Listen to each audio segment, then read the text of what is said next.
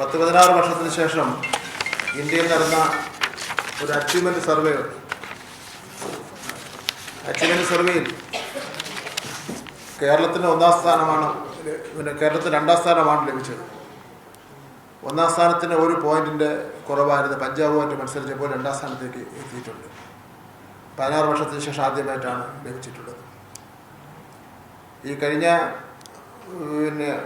അധ്യയന വർഷങ്ങളിൽ പാഠപുസ്തകവും 10 വർഷക്കാലമായി പാഠപുസ്തകവും പുതിയ പാഠപുസ്തകം വന്ന ശേഷം, അതായത് 10 വർഷക്കാലത്തെ പുറകെയുള്ള കാര്യങ്ങളാണ് കുട്ടികൾ പഠിച്ചുകൊണ്ടിരുന്നത്.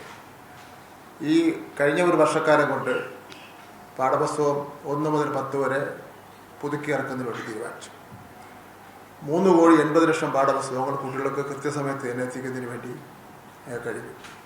സാധാരണഗതിയിൽ നമ്മൾ പാഠപുസ്തകവും ക്വസ്റ്റ്യൻ പേപ്പർ എന്നെല്ലാം പറഞ്ഞാൽ ഒരു കോമ കുത്ത് ഒരക്ഷരത്തെറ്റൊക്കെ അതെല്ലാം വരുന്നതാണ്. പക്ഷേ ഒരു പരാതിയില്ലാതെ പാഠപുസ്തകം പ്രിൻ്റ് ചെയ്ത് കൊടുക്കുന്നതിന് വേണ്ടി കഴിഞ്ഞു. 11-12 ക്ലാസ്സിലെത്തിയ പാഠപുസ്തകത്തിൻ്റെ അതും ഏതാണ്ട് 16 വർഷക്കാലത്തോളമായിട്ടുണ്ട്. പുതിയ പാഠപുസ്തകം വന്നിട്ട് അതും പ്രിൻ്റ് ചെയ്യുന്നതിന് വേണ്ടി